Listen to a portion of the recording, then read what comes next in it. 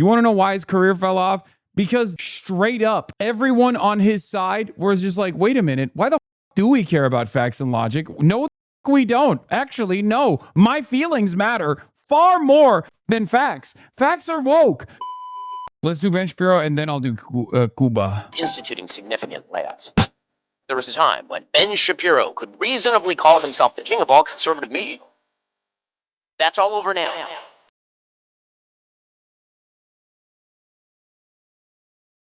Girl, you. I'm not even kidding. I'm a little worried that because the UK banned me, I'm worried that the Commonwealth is going to do the same. I can't help but notice that the online world has become increasingly intertwined with mainstream politics lately. You will be, in the not-too-distant future, running for political office. And you have my complete and total endorsement. Influencers who once had nothing to do with such polarizing issues have since flung themselves headfirst into the most contentious political matters of the day. Whether driven by clout or by ideological purposes, the fact is, more and more influencers are beginning to play a larger role in the events that shape our history. I want to thank the Nelk Boys, Aiden Ross, Theo Vaughn. If you had told me 5 years ago that Kyle and Steiny of the Nelk Boys would have had a hand in whitewashing a genocide by granting a war criminal a softball interview on their Happy Dad sponsored podcast, I probably would have had some kind of severe medical episode. I mean, even now it's hard to comprehend that being a real thing that happened. Burger King. I like Burger King more. What's your go-to at McDonald's? No, I'll tell you Burger King. We did the, the double, Whopper? The double. I haven't ripped Burger King in a long time. Burger King kind of sucks. Yeah. No, the you're wrong. BK Lounge can hit. I disagree completely. You like Burger King over McDonald's? That's your worst take, I think. Absolutely. That's a crazy take. Damn, such a hard-hitting journalism from the same That's your guys who worst brought take. you Nelk picking up hot girls in Miami and taking a virgin to the club. Because as refreshing as it might sound to have more people engage directly with the governments and policies that shape our existence, I can't help but think we're sort of being led down the road to hell by some of the least qualified grifters to walk the planet. You openly admitted you never do research or read articles outside of Twitter. How can you shamelessly tell others to read more? I don't need to understand whatever article you want me to read. This is one of the most goated Asmongold quotes where he's like, I don't need to read, bro. I know everything. I don't need to read your little special book or your Wikipedia article or anything else besides that. None of that stuff matters. Yeah, somehow one of the largest political commentators on Twitch, by the way. That's not discouraging or terrifying at all, is it? Wash hands? Why don't you shut the fuck up? I washed my hands 3 weeks ago. Yeah, I'm fine. What are you talking about wash my hands for? The idea that an official Twitter account of the US military would be using words like low cortisol and lethality maxing just weeks before launching a regional war in the Middle East is a bone-chilling reality, but it's the one we're living in. Awesome. The political landscape is shifting underneath us as we speak, which can come with serious consequences, especially as online punditry moves further into the extreme. Women are made to be f***ed, literally. That is what it is. Women are either mothers or nuns. No other options. Last time I was in Korea, I was tired of them pretending they were not Chinese. You're all slanty-eyed. You're all Chinese. Japan, Korea. Pass. All the time. We've talked a lot on this channel about these guys. The loose ensemble of kick streamers and other online provocateurs ushering in a new era of reactionary politics, united not by a single outward ideology, but by a shared desire to build and maintain a personal brand. In their quest to create viral moments that keep themselves at the top of everyone's feeds, they've increasingly resorted to saying and doing more unhinged things. These guys are mostly funded by their audiences, meaning they're far less dependent on advertisers than traditional mainstream personalities, and have little to no Brian Kelly just called you a champagne socialist on Fox 250. That's amazing. Rather a champagne socialist than champagne fascist like Brian is. Yeah. I'm Brian Kilmeade. Dan told me he now wants a guest list Northern Lion for one of their shows coming up in the winter. We're gonna fly out and fangirl and hype mog him. Northern Lion? I don't even know if I'm allowed back into Canada. So, dog, it sounded like you said that with their pinky out. Northern Lion mogs you every day. I mean, I can height mog him though, like Dan Beckner did. Why are they talking about you on this special occasion? Is it to distract from the event being postponed? Yeah, it's pretty crazy that Brian Kilme's talking about me on America's 250th birthday on the patriotic channel. Damn, these guys have a lot of angst, I guess. All right, let's get back to Benny Hanna. To temper their rhetoric. I'm Candace Owens' biological mom, and she is my biological son. And we're gonna get married. Moreover, the billionaires who keep the lights on at Kick and Rumble are hardly interested in reining in the wild rhetoric so long as it continues to generate traffic. After all, much of their appeal stems from a perceived willingness to speak their minds, a supposedly moral commitment to tell it like it is, which of course only opens the door for more controversial moments, more clicks, more attention, and more money. Rinse and repeat. This less organized, less restrained, and in some cases, less explicitly political band of influencers with their fingers on the pulse of online culture and a younger, more energetic fan base at their disposal has set fire to the old guard of mainstream conservatism. And perhaps no organization better embodies that old guard than the Daily Wire and its most recognizable figure, Ben Shapiro. Since about 2016, Ben Shapiro has been a dominant force in the conservative ecosystem, traveling around the country, owning every woke, blue-haired college liberal that dare challenge his intellect, or bintellect. Does that work? I don't know. In 2017, the New York Times bestowed upon Ben Shapiro the title of Provocative Gladiator, a conservative wonder kid with grinding mechanical intelligence, as put by The Week in 2018. God, what were people on, man? Ben quickly rose to prominence as a right-wing firebrand during Trump 1.0, before gliding off the right-wing outrage machine most potent during the Biden administration, expanding his reach and making money hand over fist even as recently as 2023, when the Daily Wire finished out that year with a profit of more than $200 million in top-line revenue. For all intents and purposes, Ben Shapiro's media... You will never convince me that this wasn't base boosted by billionaires, by the way. I will never believe that, okay? I think all conservative media properties are straight up getting money funneled on the revenue side that looks as though it's just like individual subscriptions and donations and whatnot, but it's actually coming straight up from billionaire donations. What is this? Hasan discovers Quentin reviews. And this was my fave thing to have it on stream in a while. Hasan complaining about Quentin's long videos, only to realize his own reaction to the context puke was 9 hours long. Empire was poised for unprecedented growth. Remember when PewDiePie had him on Meme Review? Yes, I do remember. God, it was so ass. God, the internet was so ass. And then there was like a brief moment of solace, but it was still ass because the wokes were too woke. And then, which I much prefer to the current situation.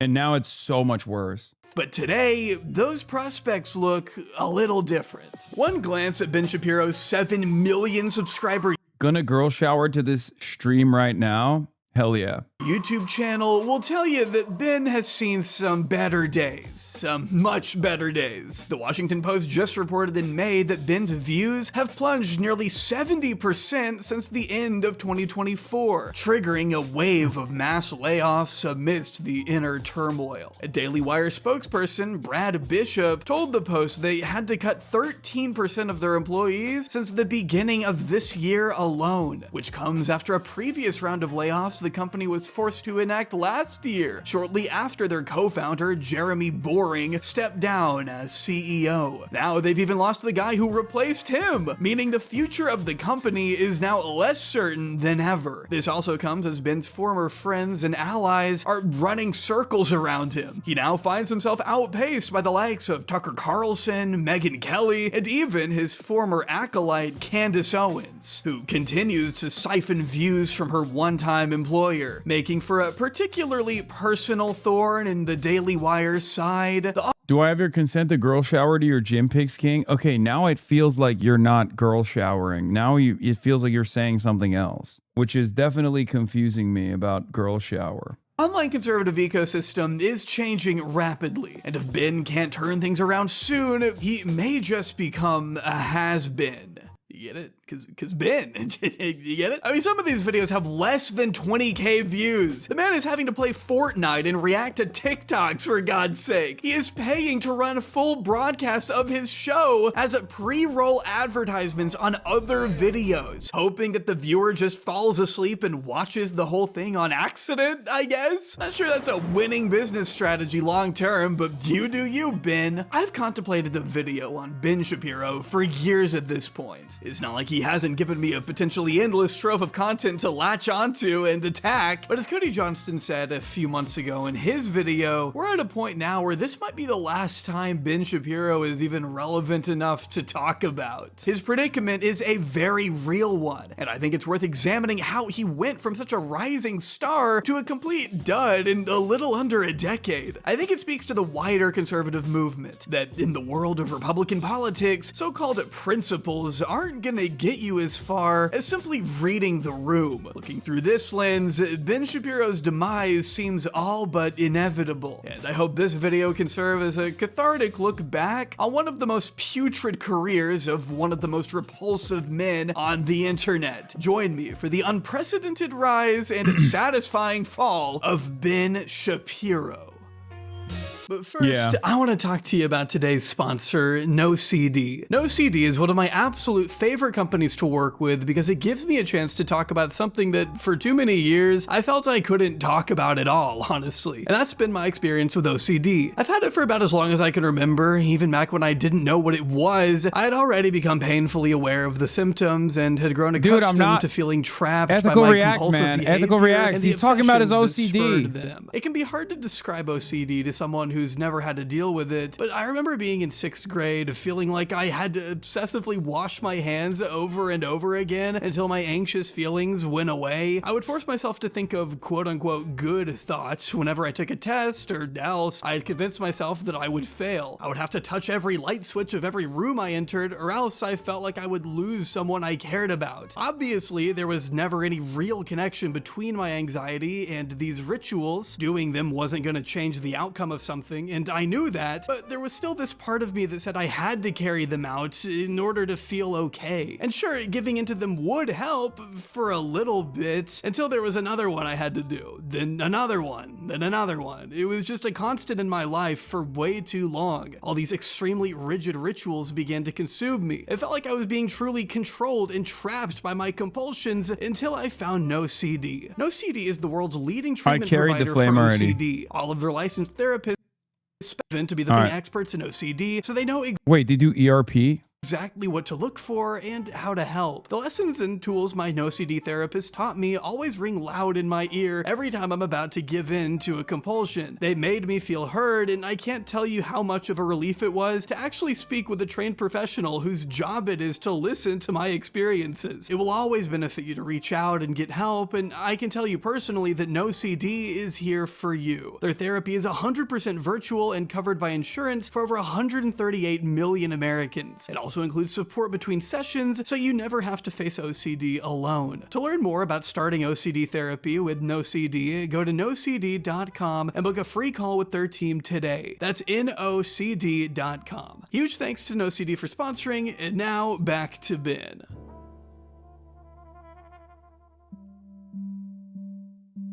Benjamin Aaron Shapiro was brought into the world at the height of the Reagan era on January 15th, 1984. Growing up with 3 sisters and raised by deep red Reagan Republicans in the predominantly liberal city of Burbank, California, Ben's parents both enjoyed careers. Literally violinist. Father's a violinist. Ben's a violinist. He is just like, he is a liberal in every way, shape, and form. Except he just chose to be a conservative. He's in the field of entertainment, his mother being a top executive at a television company, with his father David working as a composer, meaning that even from a young age, Ben had a healthy exposure to the arts. He was described as a child prodigy by Spectator in 2018, skilled in both violin and piano, which you can judge for yourself by watching his appearance at the Israeli Bonds Banquet in 1996. Benjamin Shapiro is 12 years old. He will play for us the theme from Schindler's List. Ladies and gentlemen, Benjamin Shapiro. It's almost kind of sweet to see a young Ben Shapiro so passionate about something that doesn't completely suck and make people's lives worse. You know, if you ignore the glaring fact that this performance was done to benefit a fascist ethno-state, of course. But if we know anything about Ben Shapiro, it's that his love of artistic expression has never once faded, as he's continued to sharpen and refine his musical chops over the years. Kinda makes me wish he had just steered clear of politics altogether and gone the route of a musician. A classical musician, okay? Not whatever the fuck this is. Let's look at the stats. But if a streak of creativity ran through Ben, so did a sense of unwavering patriotism. So much so that he had dressed up as John Adams every year for Halloween since the age of 5. Oh my God. Okay, never mind. I take it back. He was unbearable from the start, dude. And John Adams is dope. I'm just saying that, like, doing that as a 5-year-old, you are a turbo dork, okay? It was already predestined that he was always going to be a weeb. Political discussions around the dinner table were far from uncommon in the Shapiro household, as David made sure that Ben, along with his sisters, were sufficiently engaged with the pressing matters of the day. But that doesn't mean Ben Shapiro always wanted to pursue a career in politics. Anyone who's seen his questionable takes on the Barbie movie or One Battle After Another knows that aside from music, Ben has long displayed a passion for film and television. I like his mug. Did you see his? It also kind of doesn't make sense. John Adams being your founder, that you're like your preferable founder, does not make sense with his current modern political framework. Interesting. Because he, like, John Adams is objectively one of the most woke. So, like, how did that happen? You know what I mean? Ben hasn't been very good at actually understanding people from history. Yeah, I guess true. Mug? His mug is funny. Did you see the mug he's carrying there? It says, "Oh, for fuck's sake." That is what the mug says. Which makes sense. Not only do his parents come from Hollywood, but Ben's cousin is actress Mara Wilson, who, as a child, literally disowned him, by the way, so don't hold that against her.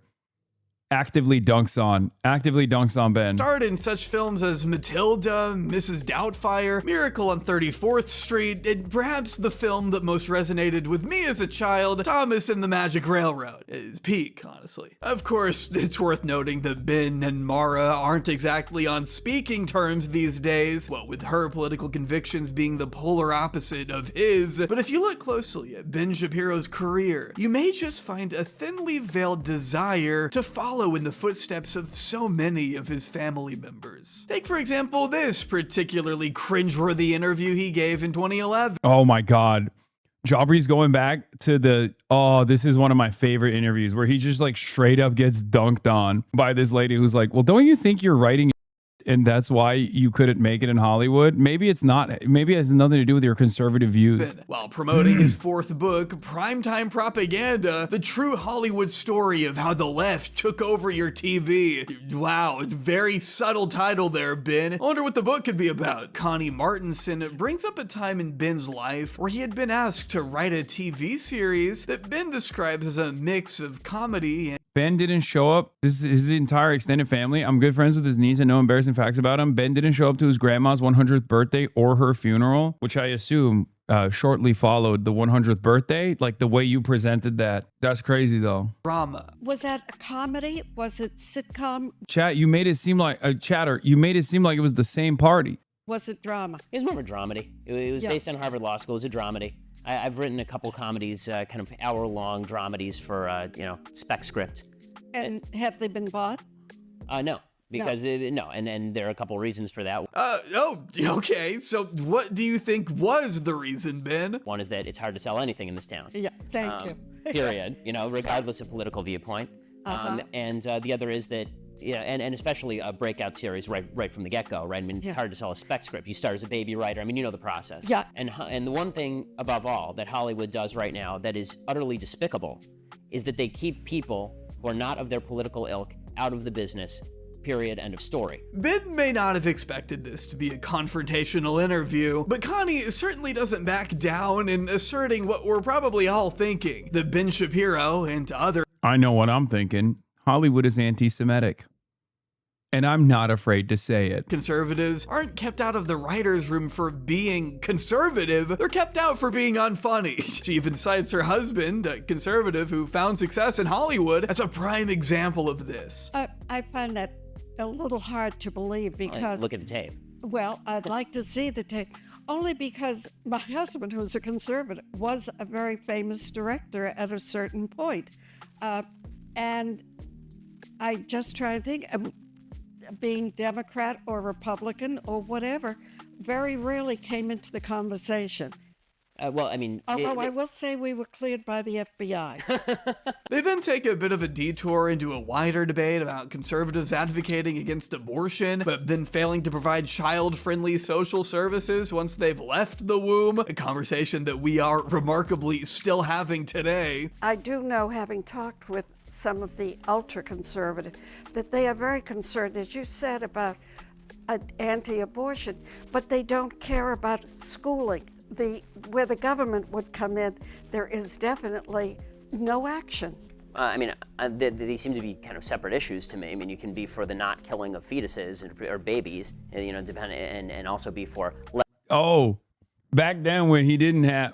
Back then he didn't have the messaging discipline. He accidentally said fetuses and then corrected himself, said, I mean babies. Woke! Classic. This is just like when there's like a compilation out there of Ben Shapiro like accidentally correctly misgendering trans women over and over again, only to stop himself and then misgender them deliberately. Less government intervention in education. We're spending a ton of money on education. Our education has been consistently worse every year for the last 50. So the correlation between government spending and better levels of education is completely misplaced. Well, I was thinking in terms of the free food lunch for kids who don't have food at home. Anyhow, let's get back to television. They spar some more over the politics of shows like All in the Family and MASH. Ben suggests that Hollywood was much more moderate in the 50s and 60s, before, in a sinister turn of events, becoming liberal sometime in the 1970s, as if it were some carefully coordinated conspiracy or something, and not just a reflection of where the country was politically at that time. But I think it's fascinating that Ben essentially admits here that he had tried to get a television show off the ground at one point, only to be turned away because, in his words, his politics were too unsavory for Hollywood. Now, what I wouldn't give to actually read any of what he wrote for that TV show that never made it to production, but I think there's ample evidence. Yeah, Ben Shapiro being an Orthodox Jew who's anti-abortion also makes no sense. He is so Christ-cucked, it's not even funny. Like, buddy, why are you anti-abortion? Why are you so Christ-cucked? This makes no sense. It's not even a part of your religion.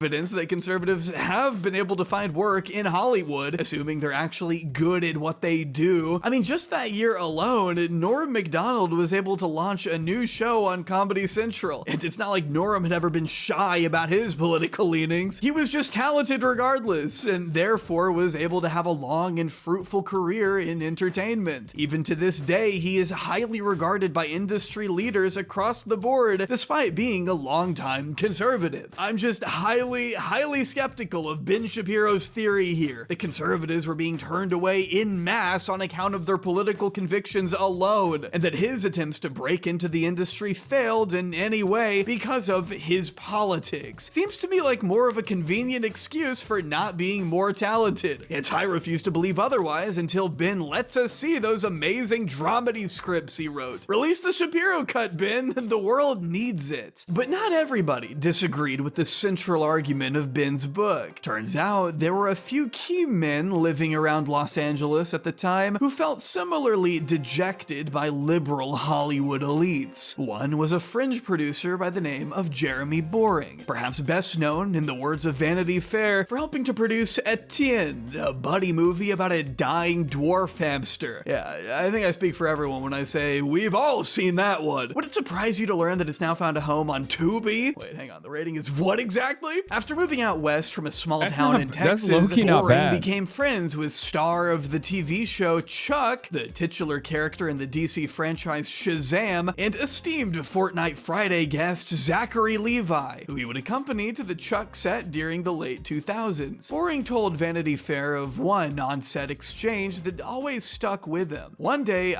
losers, stairwell, man. and a very well-known actress who was one of the stars of that show stopped me and said, "Hey, is that your Bush Cheney bumper sticker on that pickup in the parking lot?" I said, "Yeah, yes ma'am." She said, "Kid, you've got balls of steel." Honest truth. That's a real story that happened. That's a real dude. God, conservatives and perceived victimhood. Name a better combo, dude. Oh my God. Oh my God. Yo, we are so persecuted in Hollywood, bro. Oh. Even until that moment, it was completely lost on me. And just like that, Boring became keenly aware. Yeah, a well-known actress. And then she me in the car. And then we high-fived after. It's a real story. Of a silent underbelly of the Hollywood machine. Conservatives did exist in LA, they just weren't as vocal as the liberals may have been. He soon joined a networking group called Friends of Abe, described by the New York Times as a collection of perhaps 1,500 right-leaning players in the entertainment industry, which is where he got to know Andrew Breitbart, the bomb-throwing reactionary founder of Breitbart News. Breitbart famously used to say that politics is downstream from culture. It was sort of his guiding principle when honing attacks on the left. Breitbart felt that if conservatives could penetrate the world of film, literally just the opposite of reverse Gramsci. TV, and music, they could then mold political consciousness in their favor. Perhaps it's no surprise then that Breitbart hired a 28-year-old Ben Shapiro to become the outlet's editor-at-large in 2012, just weeks ahead of Andrew Breitbart's sudden death on March 1st of that year. Replaced by Steve Bannon, the continuation of Andrew Breitbart's legacy was already well underway, considering it was him who introduced Jeremy Boring to Ben Shapiro a few years earlier. The two men would go on to start a news site of their own called Truth Revolt in October of 2013, before founding another website in 2015. They called it The Daily Wire. Within just 14 months of bursting onto the scene, Ben Shapiro and Jeremy Boring, who I never forget when Ben Shapiro was working at Breitbart, Breitbart had a black crime tab. As in, whenever a black person did a crime, it would get featured on the Breitbart Black Crime tab. Not crime, black crime specifically. Ben Shapiro later left Breitbart after Breitbart hired, Steve Bannon hired Milo Yiannopoulos to lean into the Gamergate stuff to make gamers even more reactionary, which inevitably led to the likes of Asmongold. Ben Shapiro left in that period because Milo Yiannopoulos was outed as being an anti-Semite, a neo-Nazi, and Ben Shapiro thought, well, that's a bridge too far, which, ironically enough, is a fun little story about his career as well.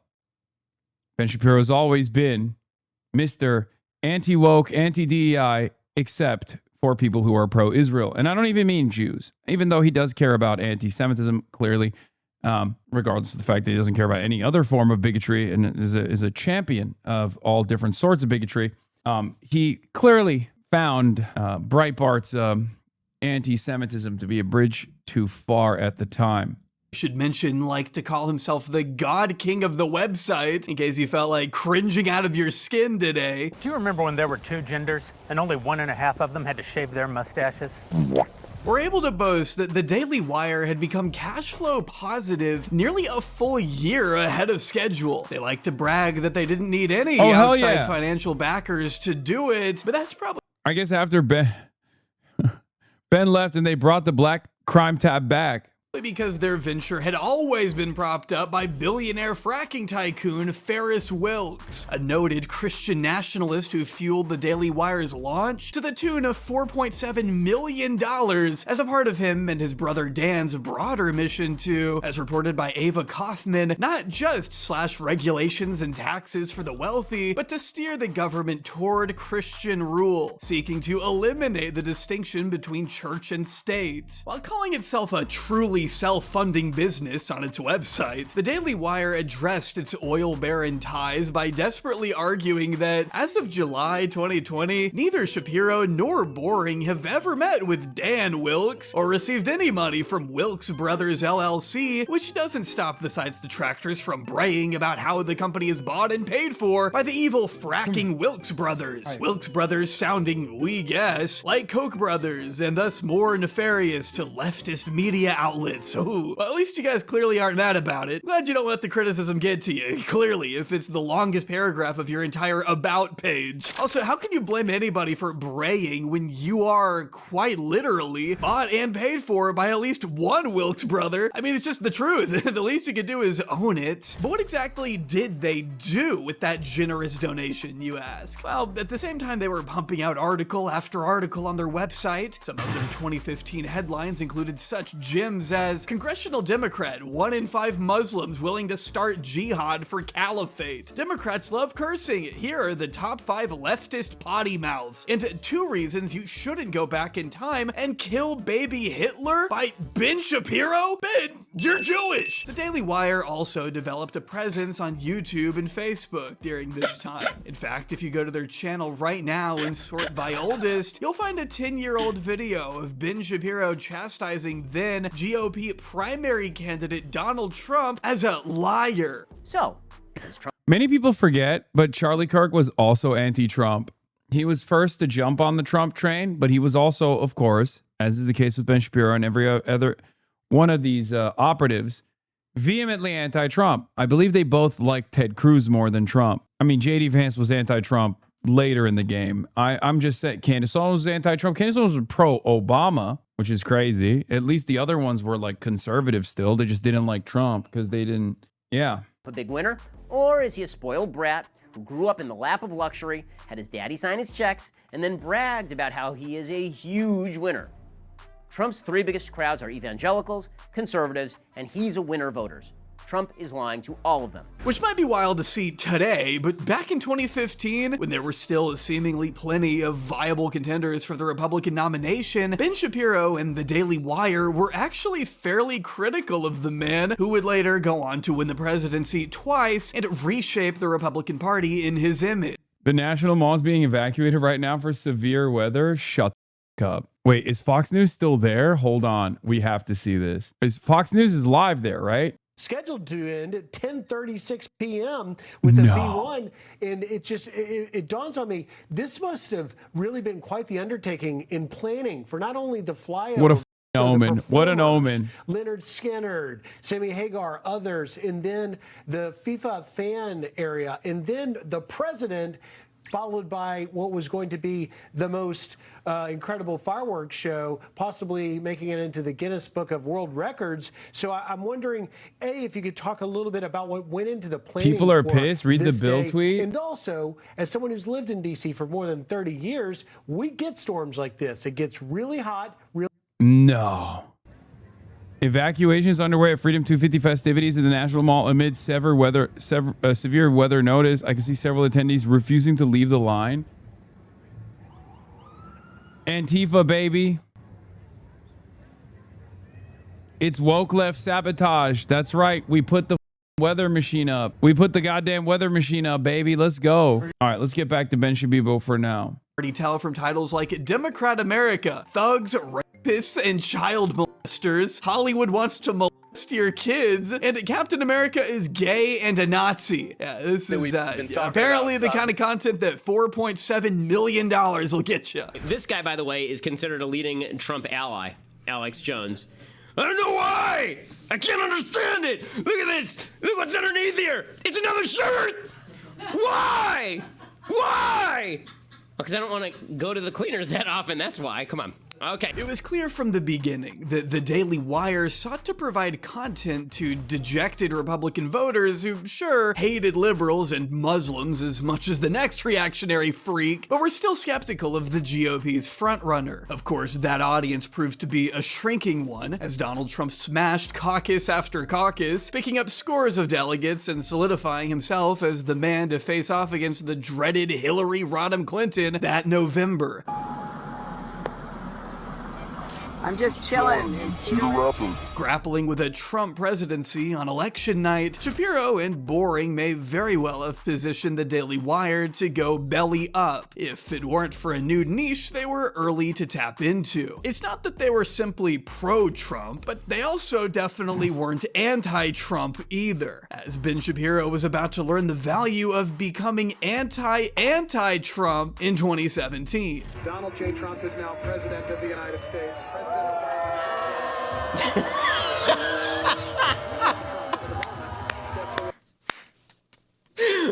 Darth Vader, no, from this lady. Okay, well, that was forced as no way was that a genuine laugh, Ben. Come on. I know it may feel like another lifetime ago, but Donald Trump's first term in office provided plenty of material for mainstream liberals intent on demonstrating their hashtag resistance to a president who they, quite correctly, identified early on as a fascist warmonger hell-bent on ushering in the American century of humiliation. I mean, I think we can say now they were pretty fucking vindicated.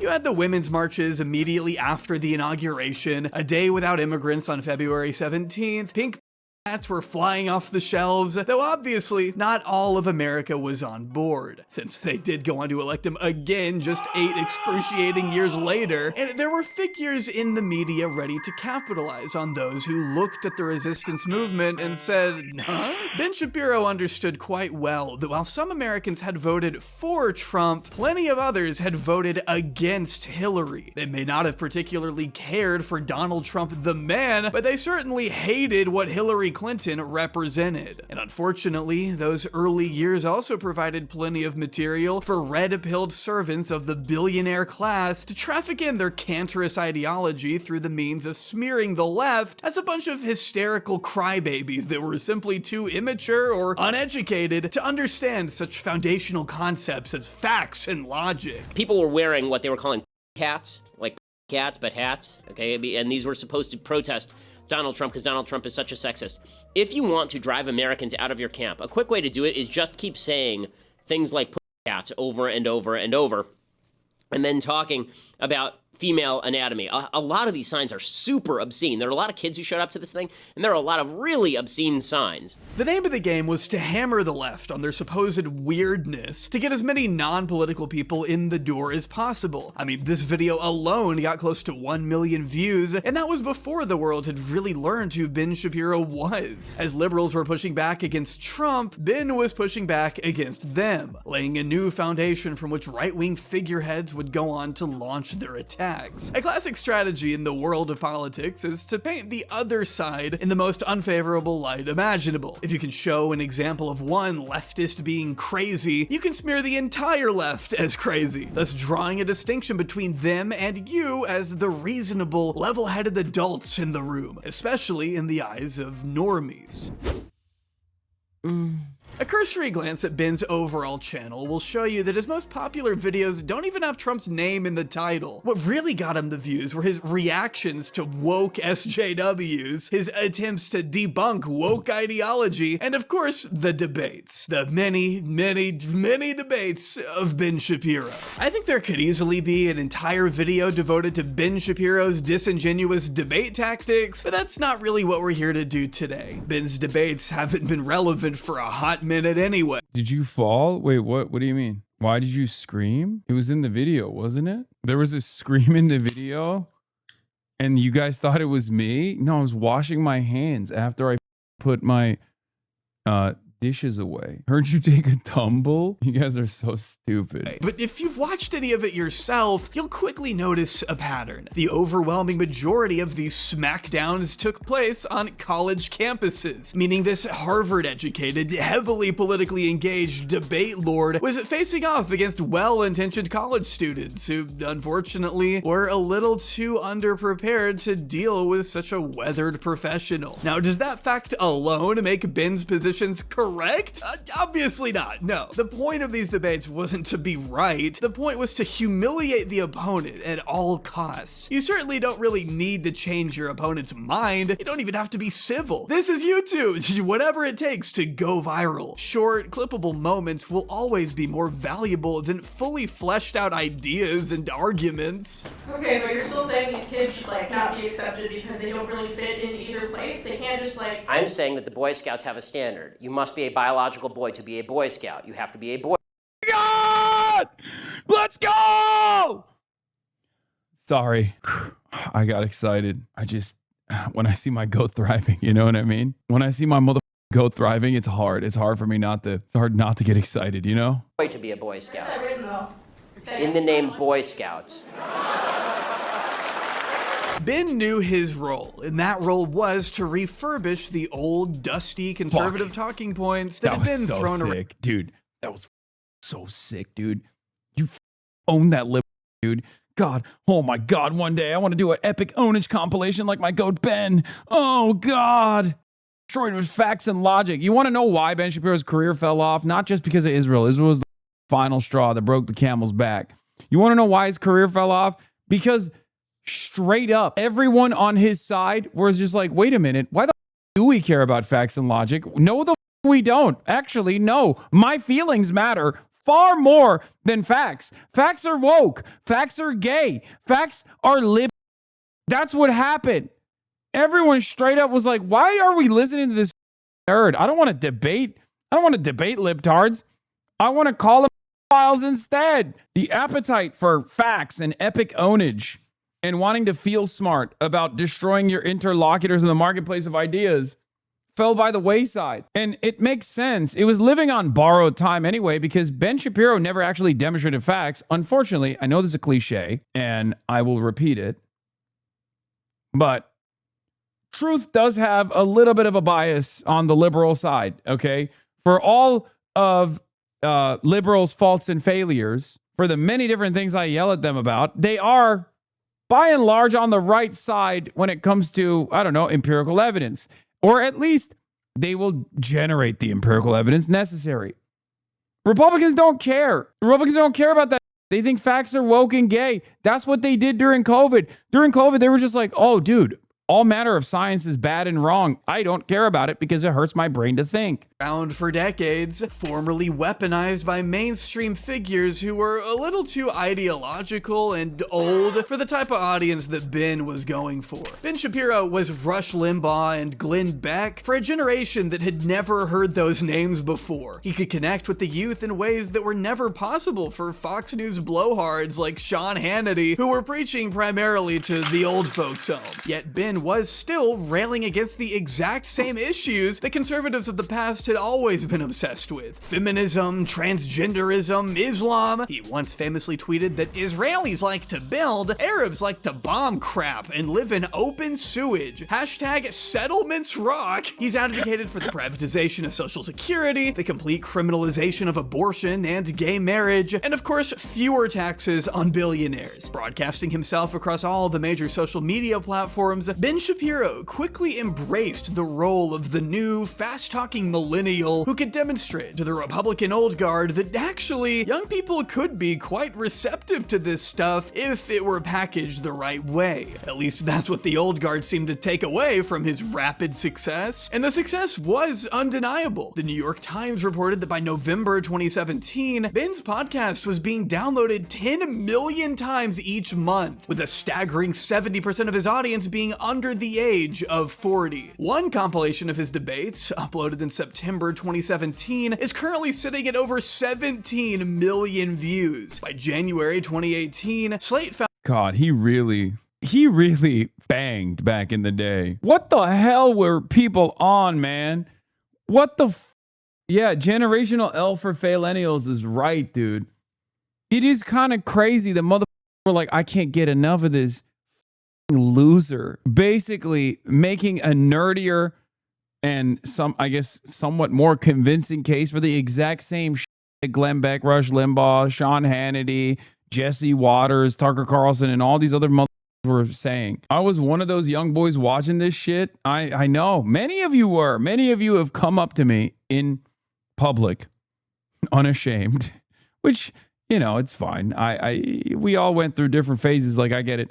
But many of you have told me this. You were literally on this pipeline. It's kind of crazy, dude. Imagine if you didn't encounter my content, become a member of this community, maybe join DSA, maybe become like a labor union organizer or whatever, as many of you have done.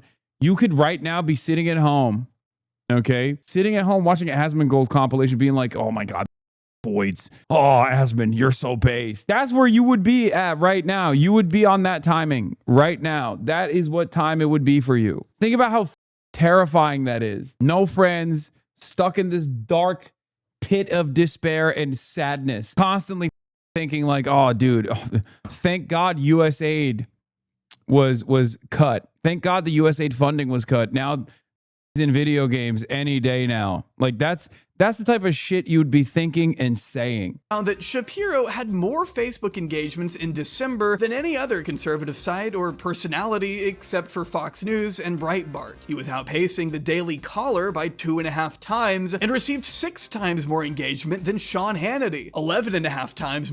I was an edgy centrist, bro. Then I watched a clip of you with the new Taliban who were slay queening and girl boss doing girl boss shit, and now I am now a jacked and leftist as Lamau. The rest is history. It is pretty crazy to think like the Boo Boo Bennett video might have straight up saved the lives of hundreds of thousands of people. It's the one that a lot of people point to, but it is always funny to think like, what was the one clip that you saw of me that clicked? But I guess also at the same time, there's the opposite of it, because there's a entire industry dedicated to making sure that the first clip you see of me is horrible. More than Laura Ingraham. By that time, his Facebook page alone was sitting at 3.5 million followers. Jeremy Boring told Vanity Fair at the end of 2018 that the Daily Wire was bringing in a total of 140 million page views a month, had 60 full-time employees on the payroll, and sure enough, they were able to bring on even more on-screen personalities in due time. By now, I have no doubt you know them, and I'm sure you love them. In 2017, the Daily Wire officially brought on Michael Knowles, a graduate of Yale and also a failed actor whose illustrious list of roles included a gay twink who has gay sex. That's true. That's Michael. Yeah. What is your... How did you find me, Mehmet Walshoğlu? Sex with another gay man.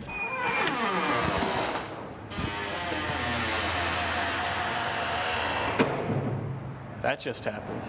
Dog, you didn't have to wear that. That's not a Speedo. That's a thong. I debated this man on COVID lockdowns. The only reason I bring that up is because Michael Knowles, if you didn't know, is a raging homophobe who's declared that same-sex couples are unfit to have children, that their families are pretend, and has compared surrogacy to purchasing a luxury item, stating that even if they go to the baby store and purchase the eggs from one woman and rent the womb of another woman and create a child as though the child were a handbag to be purchased at Ferragamo or something, they're not fit to raise a child. He's argued that women understood the world a lot better before feminism, has decried anti-white racism, and has advocated for the eradication of transgenderism from public life entirely. So, you know, perfect candidate for the cool kids philosopher to take under his wing. 2017 was also the year that Matt Walsh joined the Daily Wire as a columnist. I started watching when Trump got COVID and you were openly celebrating it while CNN was praying for his safety. I would never do that. Why would you say that? Why would you say such things? Being upgraded to podcast host the following year. Walsh is a man with a similar resume, though instead of acting, his past... I learned about you from Kayagate. Wait, really? What the f? That's the craziest. Yo, my boyfriend said it was right-wing shit, lol. I was an Andrew Tate fan watching you debate him.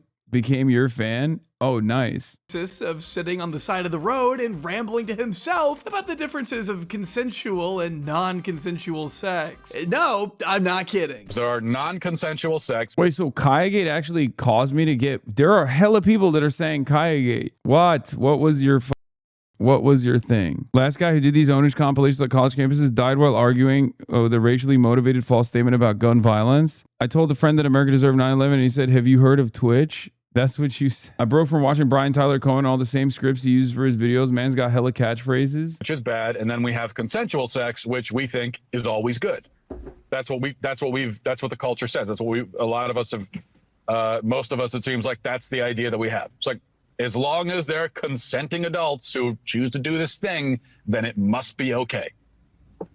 But the reality is that there's a lot of bad sex. There's a lot of immoral sex. There's a lot of disordered, gross, harmful sex that is nonetheless consensual. And in the Catholic Church, you have Wait, he's mad about. Wait, I remembered this car rant because I think this is where he advocates to minors.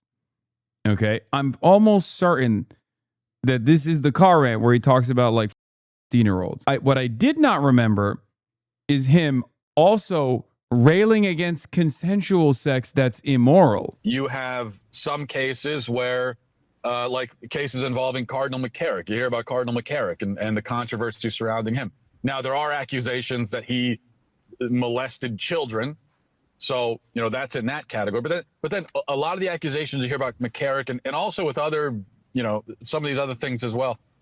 These are, in some cases, he's having sex with seminarians. These are grown men who he allegedly lured into bed and then had sex with. But as a grown man, if you let another man lure you into bed, does that belong in the same category as the 12-year-old kids? Would you believe me if I said this was also the same guy who defended teen pregnancies so long as the teen is married and that girls are technically, quote, most fertile at 17?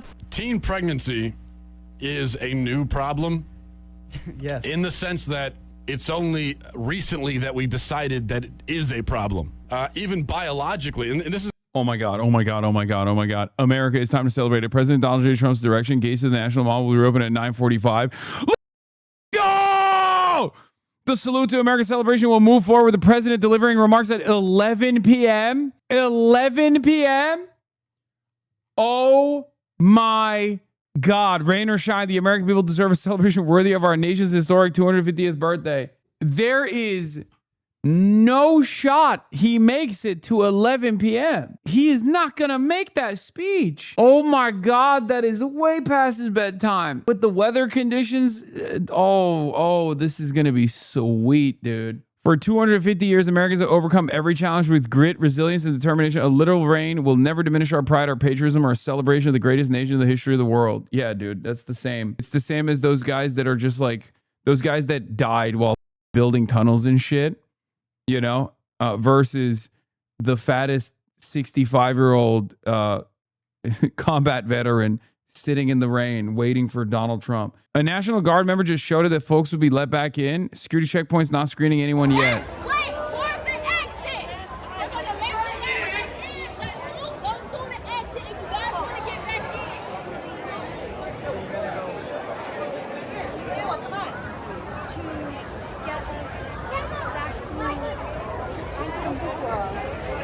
That's going to get clipped. Yeah, I mean, it's past his bedtime is what I said. What do you mean that's going to get clipped? What would it get clipped for? Trump is having a girl shower. Fucking Washington crossed the Delaware when half of his men had frostbite on their feet in a blizzard when a quarter of his men died from smallpox and they don't want us to get wet?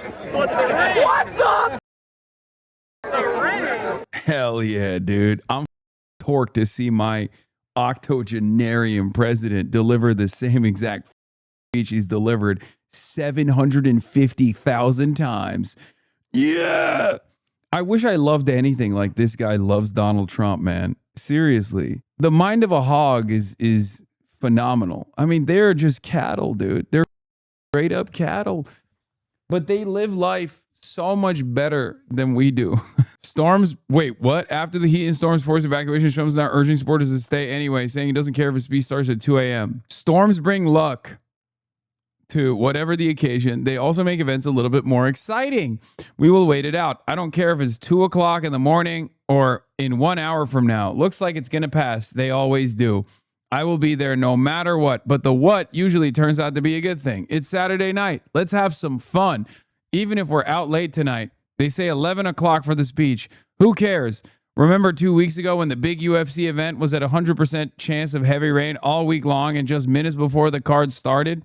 Well, there wasn't a single drop, and the fights turned out to be among the greatest in history, an event for the ages. Our great veterans, especially the old timers, many of whom are there, went through hellfire, and it didn't stop them. It's not going to stop us either. I'm not going to let some rain stop our 250th. I'm leaving the White House soon. God bless America, President Donald J. Trump. God. Amazing. All right, let's get back to Ben Shapiro's career falling apart. Me just stating, I'm just, right now I'm going to start by just stating facts. Girls between the ages of like 17 and 24 is when they're technically most fertile. Yeah. Okay? That's biological. That's a fact, all right? I'm just stating facts. That's all I'm doing. So what I'm saying is that the problem is not per se teenage pregnancy. It's unwed pregnancy. That's the problem in society. Believe me, when I went to the University of Maryland, I was a little bit older than everybody. It was like you get there and you see these like innocent girls, and by the end of the year, it's just like the stories you've heard about them. It's like this internal need to breed, and it just comes out at the wrong time. Internal need to breed. Awesome. Another great hire there, Ben. Love the fact that Matt Walsh has sold literal plush toys of himself as a baby, by the way. Not at all strange or off-putting in the slightest. Nothing but the best at the Daily Wire, whose rotating cast of characters not only included a girl named Brett Cooper, who is essentially the gender-swapped version of Ben Shapiro, and Candace Owens, who was officially brought on board in 2020 despite a bit of a controversial past of her own, one that includes Hitler apologia, as she stated in 2018 that if Hitler just wanted to make Germany great and have things run well, okay, fine. The problem is he had dreams outside of Germany, which I think only slightly undercut some of the things he was doing. Yeah, Ben Shapiro heard that and was like, that's my gal. Ben Shapiro heard that and was like, is she pro-Israel? And Candace was like, of course I'm pro-Israel. And Ben was like, you're hired. No, inside of Germany? But apparently Ben Shapiro saw that and said, we need her. Ultimately, Ben Shapiro was building a behemoth. Towards the end of Trump 1.0, the Daily Wire had been transformed into an influencer-driven juggernaut, hell-bent on waging the culture war on as many fronts as possible. Shapiro, Owens, Walsh, and Knowles were each raking in millions of views on their own respective broadcasts, and because of the constant cross-promotion that was going on, you could almost describe the Daily Wire as its own unique form of content house. Sure, they weren't living in a mansion together like Team 10, or making their money from OnlyFans like the MILF. What do you think gets Ben Shapiro breaked up? Thinking about the Greater Israel Project. That's it. Nothing else. Definitely not his wife. We know that. House, but they were virtually inseparable for a time. Hasan, are you streaming on July 4th because you hate America? I love America. Because there was one glaring issue with the way the company had been organized. If one of the on-screen talents got big enough and decided they no longer needed the Daily Wire for support, they could simply walk away at any time and take their audience with them. A harrowing prospect that Ben Shapiro and Jeremy Boring would have been wise to take into account. But that wasn't exactly what they were concerned with at the time. After all, they had much more pressing matters to attend to in the era of Biden. With Donald Trump officially out of the White House, Ben Shapiro and Jeremy Boring found themselves in a more advantageous position than ever. For 4 years, Ben was, more or less, having to put up a front to defend a president who he had always despised on a moral level. Now, the president was a Democrat, an old senile one that he could openly and viciously trash without having to worry about even the slightest pushback from his audience. In fact, it's what they expected him to do. And of course, Ben wasn't about to let them down. Not a good look there, Joe. Not a great look at all. He's completely asleep. So, this guy is a fail. He is a giant fail. And I've loved kids jumping on my lap. What the This guy is a giant fail. Oh my God. Give him $4 million right now. Give him $10 million. That's a great meme. Did you know that every single like creates one additional leftist tier? I just don't understand like what people, I mean, I guess like this is the content equivalent of doing like anti-woke razors. You know what I mean? Where it's just like a more dog shit version of something you could get that's readily available. But this time it's got, you know, you're also doing it political style. Like there's also a political movement that you're a part of. Like who the will be like, oh my God, I can't wait to watch this guy go epic fail on another Joe Biden compilation. That is just science.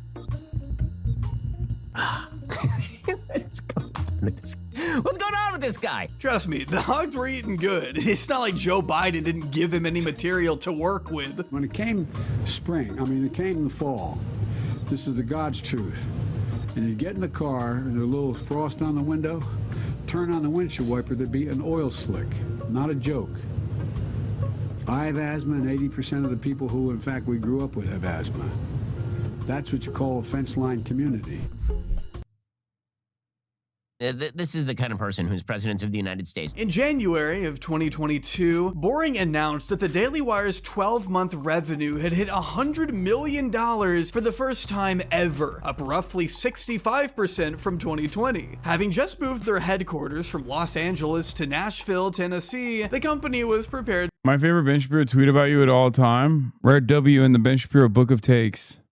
As a gay man, I've been reliably informed that in order to truly be in a slut era, Hassan the Hun must show hog. That's real. He did say that back in May 4th, 2022. Where did you find this? This has got to be your own tweet, I assume. To put their massive war chest to good use by introducing a wave of new and expensive projects. And I'm not just talking about overproduced commercials for anti-woke razor blades and pronoun chocolate. I'm not really sure actually, and I don't care. In June, they announced the Daily Wire Plus, an obvious spin-off of Disney Plus, though Disney Plus never offered commentary from a doddering old transphobe who has beef with Elmo for some reason. So if that's your thing, I guess it could be worth the $7 to $21 they make you cough up. I don't know. They also announced another paid streaming platform called Bentkey that featured content exclusively for kids and sought to answer the age-old question of what if Bluey were a homeschooled chinchilla voiced by washed-up reactionary comedian Rob Schneider. Yeah, nothing screams family values like that guy. Full disclosure, I haven't tried watching Chip Chilla yet and probably never will, but everything I've read about it indicates it was a pretty standard children's show with an emphasis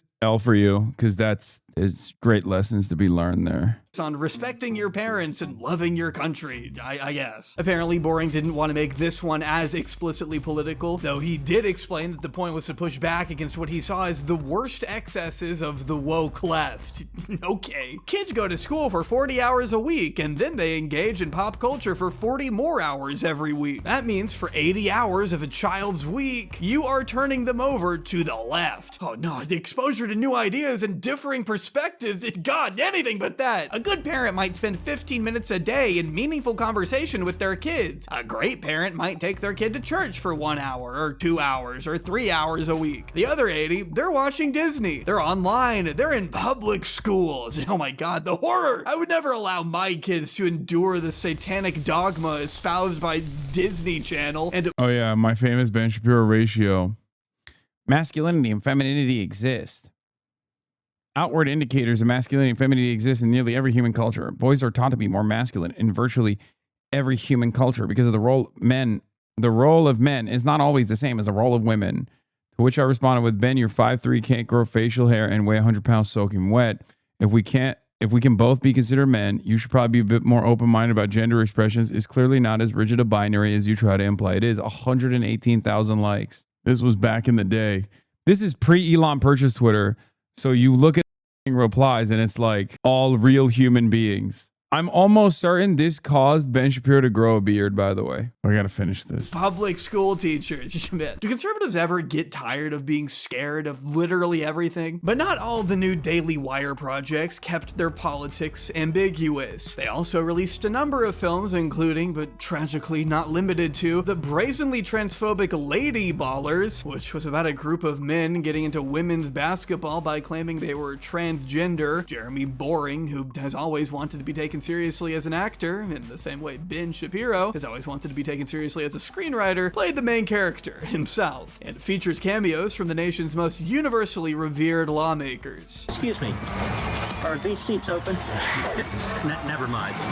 Don't you have a job to do, though perhaps one of their most successful ventures to date is Matt Walsh's equally transphobic documentary, What is a Woman? Or as I like to call it, the final boss of coworker movies. The goal was to showcase the supposed absurdity of gender ideology, but at least 3 people who appeared in the film say they were tricked into being a part of it, and that the producers had misrepresented how it would portray transgender topics. Apparently they had promised doctors and advocates that the documentary would explore the challenges the transgender and LGBTQIA face in today's culture, as well as advancements in transgender care and gender affirmation surgery. Obviously, the film wound up doing the exact opposite. As NBC's Preston Ganaway pointed out, nowhere in the film did Walsh even use the phrase transgender care, instead opting for terms like chemical castration. Since they hadn't heard of Matt Walsh or the Daily Wire before, these interviewees had assumed the filmmaker had more honest, pure intentions, and were surprised to learn their words had been weaponized to further a political agenda they didn't agree with. What I didn't know until researching this video was that the Daily Wire had also established a conservative book publishing imprint in 2021 that helped publish propaganda, books, just, normal books, written by the usual suspects. Ben Shapiro, Candace Owens, canceled Mandalorian star Gina Carano, but also one of the pigs involved in the fatal shooting of Breonna Taylor. Yeah, I know. After Simon & Schuster refused to publish Sergeant Jonathan Mattingly's book on the assassination, the Daily Wire swooped in and saved the day. Isn't that nice? Would you read from this guy? Like what this is so insane. Simon & Schuster was too afraid to tell Mattingly's story, but we're not, they told the Associated Press. And it's true, they weren't afraid to tell that story, but no matter how outrageous and provocative they got, there were always issues that the mainstream conservative brain trust at the Daily Wire refused to touch, which created a bit of a problem for Ben. A problem summed up by Ryan Broderick, who wrote, "The age-old problem with working at the racism factory, they eventually make a new racism that includes you." No way! I'm here with Andy No. Welcome back to Slightly Offensive. Wow, here he is. T-pose on you. Ben Shapiro. T-pose on you. Are you gonna walk across and greet him? Yeah, well, I don't know. I don't know if he'll greet me. Are we gonna go over? Let's go over. All right. This can't be in the middle of the street, though. Ben! It's great to see you. Why did you give a 45-minute speech about me at Stanford, and you won't even look at me? Hey, he's with his kids. Come on, I'm right here. Hey, let him cross, man. I know you're with your family, but I can't get anywhere else. I shouldn't have to spell out for you why Ben Shapiro, one of the right's most prominent Jewish commentators, and Nicholas J. Fuentes, an ardent neo-Nazi Holocaust denier, would hate each other. They've been trading blows for almost a decade. Fuentes sounds like old Shapiro, same tone. Nick Fuentes also says the same that Ben Shapiro says, including going back on a lot of his open farming of anti-Zionists for the last two and a half years, and now saying that, like, actually Muslims do deserve to be, they all hate us. He even openly admitted that he was farming the Muslim audience to the best of his ability. I'm not so certain he even hates Israel all that much. He just hates Jews. I think that's it. Like, he would probably be fine with a world where they all just went to Israel, you know? Like, that's kind of his unprincipled stance on this issue. Now, with Fuentes telling Tucker Carlson about their first interaction all the way back in 2017. I said, how is it anti-Semitic to just be consistent on our U.S. foreign policy? I tweeted to Ben Shapiro. I said, I've never seen anything on the Daily Wire that's actually critical of Israel. And he quote tweets me. And at this time, I have 1,000 followers on Twitter. How old are you? I'm 18. I don't know. I probably got 100 likes on this tweet. It wasn't a viral tweet. He quote tweets me and says, to accuse a Jew of dual loyalty is the surest sign of anti-Semitism. He immediately called you an anti-Semite. I was like, what is this? Like, why is this guy attacking me? Because I don't have a platform at this time. I'm not an influential guy or anything. I was surprised at why he cared. Yeah. How does he even know who I am or what I'm about? And it turned out that Cassie Dillon, she had texted him earlier and she wanted him to take me under his wing. Oh, you really like this guy. He's amazing. He did this great debate. She goes, but he's a little too pro-Trump. And he goes, I'll take a look. And so they started paying attention to me, and the more critical of Israel I was, I started to get this really intense pushback from the both of them and from a lot of the people at Daily Wire. Now, don't misconstrue Nick's position here. So Ben Shapiro made Nick Fuentes. Dog. David Horowitz and Ben Shapiro are responsible for like 90% of the top anti-Semites in the country. David Horowitz, who died. Both are conservative Jews who were unbelievably racist. At least David Horowitz had a trot, evolution from being a Trotsky defender to neocon, which is, classic pipeline, whatever. Ben never had that. But yeah, David Horowitz and Ben Shapiro are literally directly responsible for Candace Owens. David Horowitz plucked her and groomed her into being this like conservative behemoth. And then Candace Owens was Trump speaking now in DC. No, he's not speaking now, dude. He's the doors are open as of now. He's speaking at 11. Mark Levin also is up there as well. Another conservative Jewish man. Nick Fuentes openly admits in this video, in this interview, that he learned about the Great Replacement conspiracy from Mark Levin. His criticism of Israel does not mean in any way that he's a friend of the Palestinian movement or any non-white group for that matter. Anyone with even a basic understanding of who he is should know immediately that Nick's opposition to Israel has nothing to do with a selfless, progressive dedication to human rights and has pretty much everything to do with a burning hatred for Jewish people. He's never exactly been one to hide his appreciation of Adolf Hitler and his questioning of how many Jews were really killed in the Holocaust, with his painfully unsubtle and nauseating comparison to cookies baking in an oven. Max says if I take 1 hour to cook a batch of cookies and Cookie Monster has 15 ovens, working 24 hours a day, every day for 5 years, how long does it take Cookie Monster to make 6 million batches of cookies? I don't know. That's a good question. It doesn't really sound correct to me. Wait a second. It takes 1 Edgy boy, so edgy. hour to cook a batch of cookies, and you have 15 ovens, probably in 4 different kitchens, right? Doing 24 hours a day, every day for 5 years. How long would it take you to make 6 million? I don't know. It certainly wouldn't be 5 years, right? The math doesn't seem to add up there. This is beside the point, but I watched this clip play on Rumble next to an ad for 30% off ivermectin. So anyway, the fact remains that Ben Shapiro is and has always been, since the dawn of his career as a columnist at Breitbart, a raging Zionist, a defender of fascism who will back Israel and all of their violent, depraved, and sick behavior to the hilt without even a second thought. We already saw his tweet from over a decade ago, lauding illegal settlements in Palestine and slamming Arabs for bombing crap and living in open sewage. His opinions have hardly changed since then, and all you have to do is take one look at his coverage in the days and weeks following October 7th, 2023.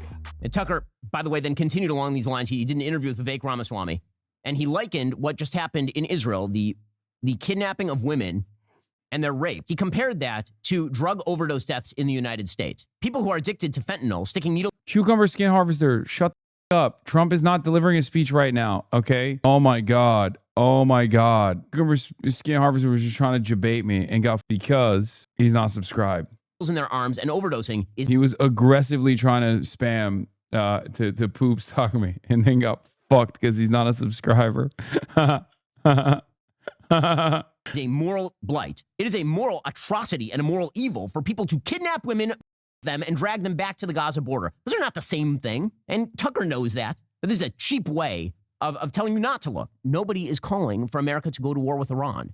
The entire purpose of having an aircraft carrier in the Mediterranean is to avoid that. Of course we should care about what happens with fentanyl. Of course we should care about, we should close our border. Have I been unclear about this? Of course America should have closed borders when it comes to this sort of stuff. I'm on the same side as Tucker on that. I just don't understand why he's not on my side when it comes to Hamas has to be wiped off the face of the earth. The rift between Shapiro and Fuentes reflected a much deeper divide taking place on the right as Israel responded to the Hamas attacks of October 7th by waging an all-out assault on the 2.2 million men, women, and children then living in the Gaza Strip, cutting off food, water, and electricity to the inhabitants and bombarding countless residential areas with attacks that persist to this this day in what just about every international body considers a genocide. Benjamin Netanyahu and other members of the regime are officially wanted by the International Criminal Court of Justice for war crimes, yet they continue to be protected by the United States, first under Joe Biden and now Donald Trump. The horrifying images of Israel's siege being plastered across everyone's screens in the intervening 2.5 years have hardly improved the country's standing in the West, so it shouldn't be much of a surprise that about 60% of all adults in America now have an unfavorable view of Israel. Pew Research found in April 2026 that 80% of Democrats and Democrat-leaning voters have an unfavorable view of Israel, and although only 41% of Republicans currently hold an unfavorable view of the apartheid state, that's still a very significant chunk of the base, one that didn't exist prior to October 7th, and one that Nicholas J. Fuentes is in a better position to take advantage of than our friend Benjamin Shapiro, who considers even the slightest criticism of Israel to be flatly anti-Semitic, no questions asked. If you in any way disapprove of Benjamin Netanyahu's open bloodthirst and warmongering, then you obviously hate Jews.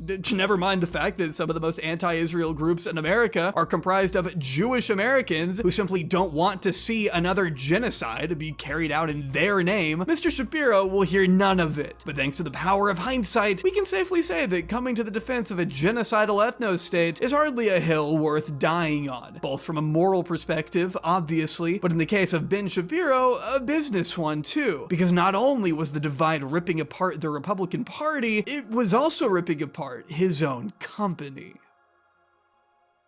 On the morning of March 22nd, 2024, Candace Owens shocked the world with a tweet that read, "The rumors are true, I am finally free." She had officially parted ways with the Daily Wire and was already promoting her own site, which promised premium content that exposes truth, shatters assumptions, and breaks boundaries. She presented the news in a way that made it seem like the Daily Wire, aka Ben Shapiro and Jeremy Boring, had been holding her back from speaking truth to power or something. But really, for anyone paying attention, this revelation hadn't come out of nowhere. She had been taking not so subtle shots at her bosses as early as November 2023, when she tweeted that no one can serve two masters. Either you will hate the one and love the other, or you will be devoted to the one and despise the other. You cannot serve both God and money. To which Shapiro responded with, "Candace, if you feel that taking money from the Daily Wire somehow comes..." God, he is such a whiny little between you and God, by all means, Trump quit. live in 10 Candace minutes. fired back. When mom finds the poop sock, oh my God. Let me click on that real quick. Just kidding. Here's a 5-minute timeout. You have been acting unprofessional and emotionally unhinged for weeks now, and we have all had to sit back and allow it, and have all tried to exercise exceeding understanding for your raw emotion. But you cross a certain line when you come for scripture and read yourself into it. Ugh, I hate this. Like, oh, I'm mad at you, Christian style. This is one of those situations where it's just like, I don't like any of the parties involved, so I've always taken a let them fight attitude on it, and it's been great so far, you know? I will not tolerate it. Perhaps it finally dawned on Ben as he was reading that response that the That's right. The baiter becomes the baited. Yeah, get shatter. audience he had spent his entire adult life working to cultivate, the ensemble of reactionary nut jobs he'd been employing for years, wasn't all that fond of Jews, actually. Whoops, who could have seen that coming? Reflecting on Candace's time at the Daily Wire years later, Ben told The New Yorker that when they initially brought her on in 2021, they saw her as a fairly mainstream conservative who said inflammatory things. If you recall, some of those inflammatory things included, defending Hitler 2 years before Ben hired her. But then again, Ben said he wouldn't kill baby Hitler, so. No pro-life person on earth would kill baby Hitler. Ben says here that he liked most of the inflammatory things she said, but other stuff, not so much. He doesn't really get into specific. Ben is 2 for 2. He did this with Kanye as well. He did this with Candace and with Kanye, and both of them turned maximum anti-Semitic in the process. 2 for 2 for Ben. Awesome. But he does maintain that by 2023, she was spouting anti-Semitic conspiracy theories, which, by the way, she most certainly was and still is. I mean, come on, she held up a copy of the Talmudic Jew. Also, she was before she got hired at the Daily Wire. It was only when she became anti-Israel on top of her anti-Semitism, that's when Ben got mad. Never forget that. Like there was no question on whether or not Candace Owens was anti-Semitic when she was hired by the Daily Wire. Everybody knew it, okay? Everybody knew it already. The only reason why she was fired from the Daily Wire is because she became anti-Israel. By German theologian August Rohling, a long discredited and blatantly anti-Semitic work that was literally used by the Nazis as justification to eradicate over 6 million Jews during the Holocaust. She had been referencing the anti-Semitic notion of blood libel all throughout 2024, had platformed Kanye West when he said that Jewish people control the media, erroneously claimed that Jews were responsible for the enslavement of Africans during the slave trade, and was at one point praised by Nick Fuentes for, in his words, Candace Owens has just been on a tear lately. She has been in a full-fledged war against the Jews. It's really funny because she also cooked Nick Fuentes' chances, stole a bunch of Nick Fuentes' audience because his audience was looking for maximum anti-Semitism, which she was delivering at a time when he could not. Charlie Kirk. Never forget, Candace Owens, for all of her faults and failures, straight up almost single-handedly destroyed the narrative that transgender Antifa Charlie Kirk. She came in hot and was like, it was Israel. And everyone was like, that makes so much sense. Why are you guys... Stop spamming this shit, please. That's why I'm spiritually a clandestinista no matter what. A clandestine operator. I understand this can be a difficult conversation. Is Candace pro Epstein like Nick? No, she's not pro Jeffrey Epstein like Nick Fuentes is. She's pro Harvey Weinstein, which is somehow just as weird. I don't know, man. These guys are such freaks. I don't even know what they're doing half the time. Felix and I have spent tireless hours trying to figure out what the Harvey Weinstein situation was even. Like that was such a weird one. Because at least with Nick Fuentes, like, yeah, he's edgy boy. He's just trying to be edgy. I don't know. That's why he's like pro Epstein, because he has to say like increasingly unhinged, right? But with Candace Owens, like, she didn't just take a pro Harvey Epstein stance. She also went and visited Harvey Weinstein in prison and was like trying to declare his innocence. Yeah, I saw this. How it feels to click on Ben Shapiro's YouTube channel and see that he's still uploading dozens of reacting to woke TikTok videos every week. He may be old, but he still loves to dig a hole on the beach. Crushing it. 36K. Finally, good news from TikTok. 46K. What's his problem? He's not a fan. Is Coca-Cola the fountain of youth? Did I say Harvey Epstein? I meant Harvey Weinstein. Sorry. Yeah, look. It's a banger. Harvey Weinstein has been incarcerated since 2020. Candace Owens did that shit on May 20th, 2025. Like, that was recent, bro. You know, looking back at it. And I want to thank you, Candace, for giving me the opportunity to... Like, how are you anti-Israel? And then you're trying to clear the image of Harvey Weinstein, who famously used a Israeli PSYOP service to harass his victims and the journalists that were covering his story and uncovering his sexual misconduct. Like, literally, Black Cube is the service that he used. You might know the name of the service, Black Cube. Former Mossad agents made it. It's an intelligence agent. It's a private security company. Okay. Black Cube was recently in the news a couple months ago because it turns out they were trying to intervene in elections in France and also the mayor election in New York. That's the company Harvey Weinstein used. And Candace is out here being like, oh, I hate the Jews. I hate Israel. And then she's like, also at the same time, Harvey Weinstein is innocent. But yes, Ben's channel is dead. And it's awesome.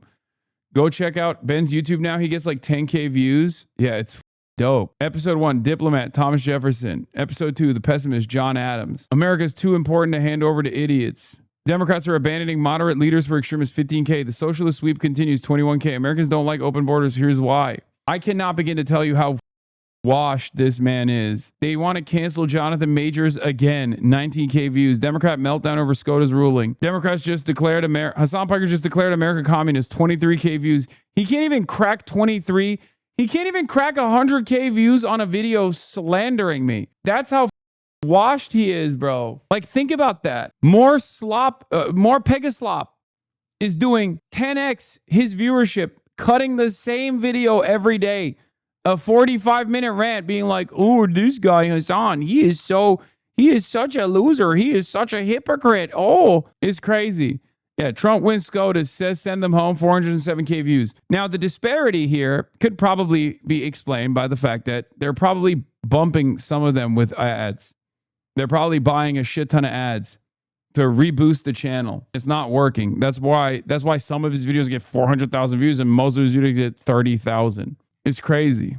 These clips of Democrats don't want going viral. Yep, don't worry. It's not going to go viral anytime soon on your channel, buddy. To have when even the mildest criticism of Israel gets misconstrued as anti-Semitic. But make no mistake. Please do the Matt Maroney, Trump's biggest donor. This bridge behind me is by Matt Maroney, Trump's biggest donor. That's the Ambassador Bridge. Paid for by Matt Maroney.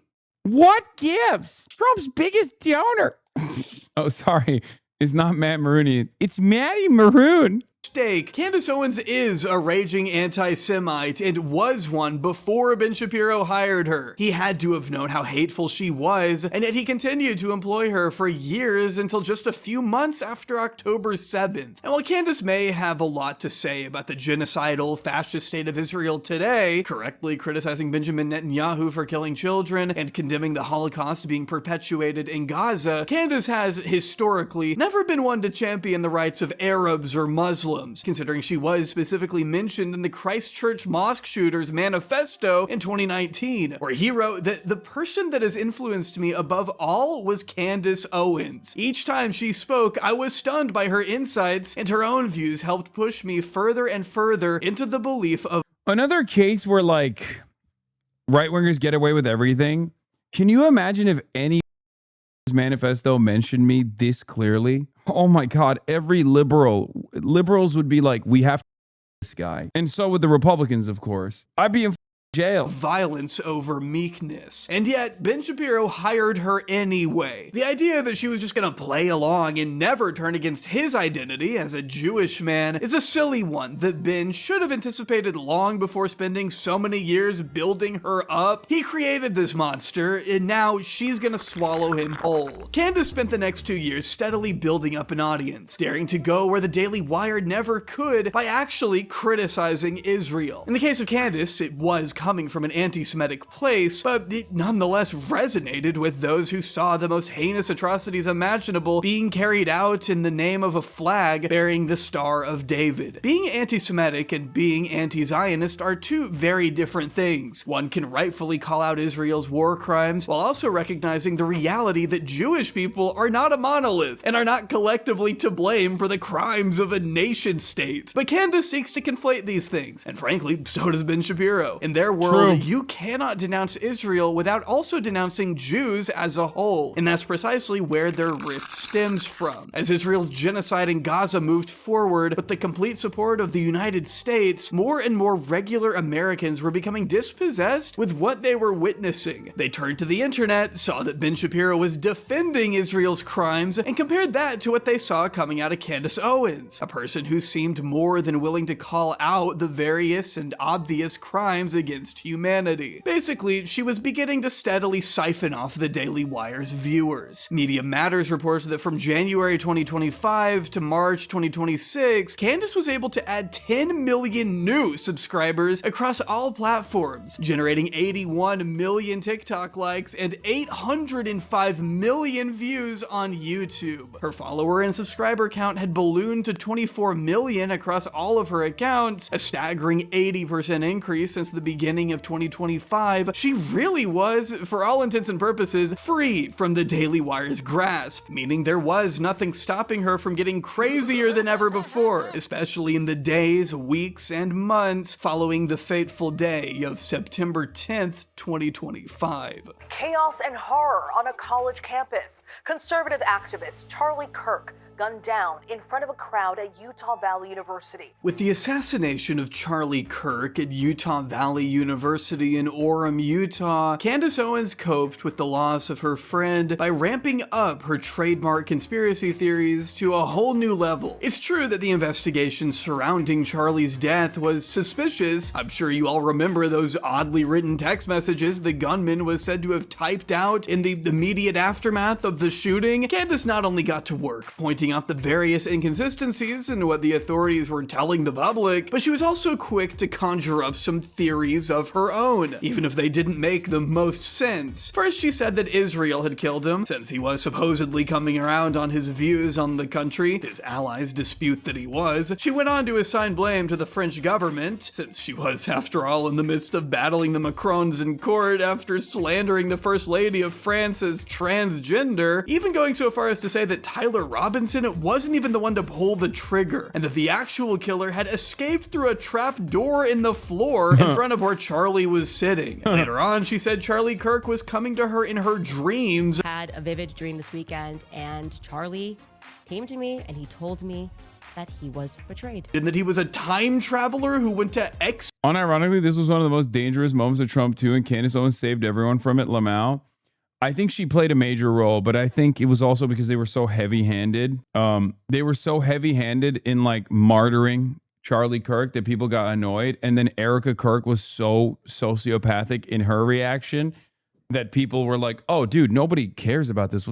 Your wife doesn't care about this." And I think that's what it is. It was a combination of all of those events. There were so many. In school? I mean, she was just kind of saying whatever at a certain point. Of course, she had previously speculated that Charlie could have been taken out by elements within the US military and even TPUSA itself, targeting in particular Charlie's widow, Erica. In February, yeah, I think a lot of right-wingers are confused about all the Charlie Kirk jokes. Sure, some people just mocking his death, but stuff like this, the Kirkified memes, that's making fun of you. It's mocking the ridiculous reaction from the right, calling for civil war, making this dorky podcaster a martyr, plastering his face everywhere, and yes, making that stupid We Are Charlie Kirk AI song. Compare this to Henry Kissinger dying. There were some jokes, but they came and went. The staying power of the Kirk jokes is because the right decided he was the next messiah that belonged on the quarter because he debated it and often lost to college students. The soy pill is like unacceptable to me, okay? Because he's smart enough to know better. He's smart enough to know better, so his existence annoys me unlike any other dumbass liberal on this platform because he's right here. And every now and then, when he's right, he just cooks, okay? He's correct here. But for some stupid reason, he is so brain poisoned with the Hassan derangement syndrome that he literally will be like, I still hate you because you're pro-authoritarianism, you're illiberal, you're anti-liberalism, like you're blah, blah, blah, all this shit. It's like, dude, just give it up, man. Just give it up. Just let it go. Gucci bag, friend. Gucci bag. Let it go. Just let it go. Like, what are we doing? What are we doing? You're still carrying the liberalism torch in the big 226. Bro said he would support Epstein over you in a hypothetical race. Wait, no, he did that too. I thought that was Hutch. Yeah, you guys are confusing him with another Destiny orbiter. The soy pill doesn't hate you like Hutch does. He and Pissock would have a normal convo with you. No, he is like tweeted. He has tweeted like recently something in the replies. I just don't understand it. To me, it comes across as like insane. You know what I mean? Some of these guys are not as insane, right? Like some of these, I think Hutch is as insane. Like when you say you'd rather vote for Jeffrey Epstein instead of me for president, or if you think that I'm like worse than Donald Trump, you're an insane person, right? I don't think this guy is one of those people. Oh, here it is. This is what it was. These guys hate me and call me a liberal, then subscribe to actual liberals because I was making fun of Commie Turk. And he said, I'm a big tent guy. I just exclude social democrats. Fucking idiot. You're a big Commie Turk. Anyway, maybe that's why everyone's calling me a secret commie, because I hate you too. Do you ever explain why? Serious, because I can't understand why someone with largely sensible content wouldn't hold less contempt for someone with also largely sensible content. He uses platform to spread voter apathy, and when faced with the most obvious trolley problem in the world, threw up his hands and said, no, I won't use my millions of dollars and hundreds of thousands of fans to try and stop Trump from winning. Give it up. Give it up. Brother, give up Kamala dead-ender shit, please. Please. It's the dumbest analysis anyone can ever engage in, okay? Like Taylor Swift couldn't get Kamala Harris to win. What are you talking about? If you still think I'm the one causing voter apathy, you're a baboon, okay? Beyonce couldn't generate enough excitement for Kamala Harris. Why the do you think I'm capable of doing that? And better yet, how have you not comprehended that at the end of the day, what matters is the policies? You can't outflank the policies, okay? It was Kamala Harris that created voter apathy. Series titled Bride of Charlie that generated about 23 million views on its own and was described by The Hollywood Reporter as Candace delving into Erica's family background and advancing insinuations about her role in his death that were widely condemned across the conservative spectrum, with Ben Shapiro being among the loudest critics. Candace Owens is an evil, twisted human being. Because Candace Owens is either going through the throes of mental illness. How old is Soy Pill? That's the last question I have. I'm willing to bet he must not be old enough to remember 2016 or wasn't like as active politically in 2016. Because that's what it is. These guys don't realize that they're reheating the same DNC nachos from 2016 when they say dumb bullshit like that. We're like, Hillary Rodham Clinton would have won if you supported her hard enough. Like that's what it is. Yeah, if this is your like second election cycle where you've been sentient, if this is your second election cycle where you've been sentient, you saw 2020 and then 2024, then you don't realize that you're literally doing the same thing. Neera Tanden and I have been duking it out since 2016, okay? We've been there. We've been there. We've been there, done that. These are things that the things I'm hearing about Abdullah Syed, about Graham Plattner, about all these candidates, about us in this movement, the DSA. These aren't new lines of attack. These are the oldest lines of attack. We've eaten that dog shit and that poison over and over again. Oh my God, Warren, you called Warren a snake. Or because she is a sick human being, or both, she has decided that she is going to turn her fire on the widow. By now, the gloves were officially off, and a conservative civil war was ravaging the movement from the inside, a war that Ben Shapiro was not about to win. Ben could get mad, could criticize Candace for being a disgusting human being, and he could be entirely right on that front, but what did it matter if Candace was pulling millions of views per stream? At the same time that Ben was bringing in 400 to 600k viewers per live show, Candace was cracking close to 3 million on some of her streams, sometimes even more than that. 9 million views talking about Israel's supposed involvement in Charlie's death. I mean, come on. Ben's numbers weren't bad on their own, but compared to Candace, it was clear which of the two enjoyed more influence within the conservative ecosystem, coasting off new momentum that still hasn't slowed much. Candace was just crowned the fastest growing right-wing podcast for the second quarter in a row, as reported in April of this year by The Writing, whose president commented that Candace Owens' skyrocketing popularity defies an easy explanation. You'd think that her baseless attacks on people like Erica Kirk, the widow of slain right-wing activist Charlie Kirk, would discuss vast segments of the MAGA universe. Apparently not, because each month the podcast attracts thousands of new subscribers. She's thriving in a world where the truth is often irrelevant and outrage. Does Haas know he was on the latest PSYOP anime video? No, because I don't watch dumb shit like that. Trump's logic. On December 18th, 2025, Ben Shapiro took the stage at Turning Point USA's America Fest to put the reactionary grifters and frauds on blast. He attempted to laugh. And Candace has now been in Russia more and more, and Russia media doing propaganda about Ukraine and the war now as well. Yeah, how about Russia focus on quote unquote winning this war instead of trying to get Candace Owens to do pro-Russia propaganda, okay? If they're so invested in having this come to a reasonable conclusion for themselves that's positive, and, you know, things are not as 100% as they seem, okay?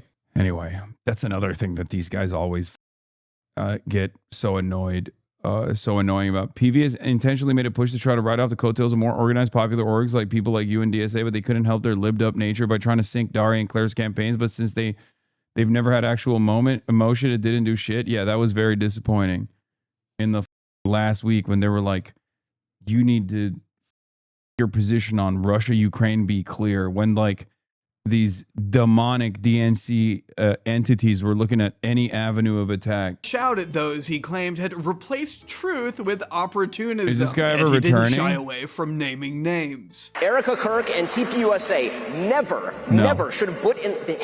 never should have been put in the position to have to defend themselves against such specious and evil attacks, particularly in a time of mourning. And the people who refuse to condemn Candace's truly vicious attacks, and some of them are speaking here, are guilty of cowardice. The fact that they have said nothing while Candace has been vomiting all sorts of hideous and conspiratorial nonsense into the public square for years. TV doesn't suck. They clarified it on Reddit. Your chat is just packed with reactionaries. Dude, I don't know about my chat. That was my assessment. I'm telling you what my position is. Like, I think they've done good work overall. They've promoted a lot of Justice Democrat candidates, a lot of DSA candidates. But I've always said this. Disagreements that are marginal cannot turn into impediments. Okay, if you are going to present yourself as an impediment to a candidate like Claire or Daria Lisa winning in any way, shape, or form, even if it doesn't work, I'm still going to pull out of that immediately. It would be akin to me leaning into some of the ultras out there that are like, why would you ever collaborate with Bernie Sanders? Bernie Sanders is a liberal Zionist. It's like, because I'm not a psycho, okay? Because he is collaborating with me, not vice versa. He doesn't mind highlighting and promoting candidates that are to his left that are demanding an arms embargo on Israel.